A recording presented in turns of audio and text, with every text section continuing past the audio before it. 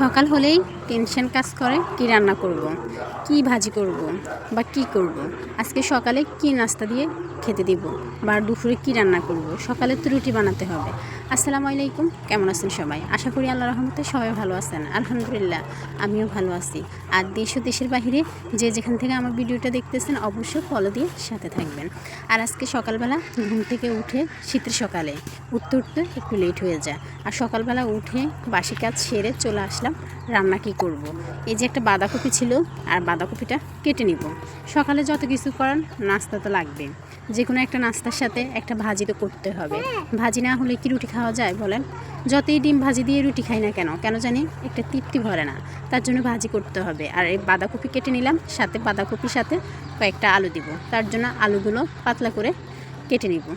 আর এই যে সকালের রান্না বান্না শীতের সময় টাইমের সাথে কোনো দিক দিয়ে মিল পাওয়া যায় না।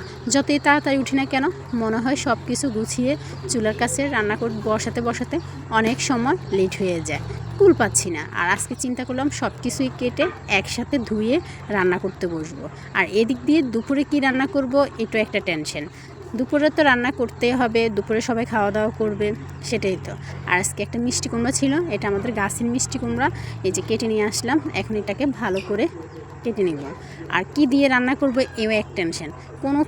কোনো কিছু ছাড়া চলা যায় না। যত কিছুই করেন আপনার ঘরে রান্না করতে হবে, খেতে হবে, এটাই স্বাভাবিক। তার জন্য এই যে মিষ্টি কুমড়াটা কেটে নিব।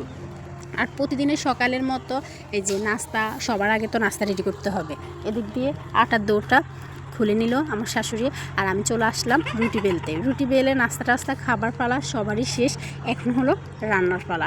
রান্না কি করব, এখানে মাছ নিলাম, মাছের মাথা নিলাম, সবগুলো হলুদ মরিচ মেখে নিব ভালো করে।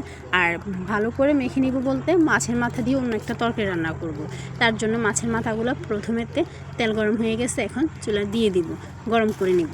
আর এদিক দিয়ে আমি মিষ্টি কুমড়া বসিয়ে দিলাম, মিষ্টি কুমড়ার মধ্যে মাছের মাথা দিয়ে দিব। আজকে মিষ্টি কুমড়া দিয়ে মাছের মাথা দিয়ে রান্না করব। আর আমার কাছে মিষ্টি কুমড়া দিয়ে মাছের মাথা রান্না করলে ভালোই লাগে খেতে, কার কাছে কেমন লাগে জানি না। এদিক দিয়ে অবশেষে আমি মিষ্টি কুমড়া একটু ভাগাত দিয়ে দিলাম।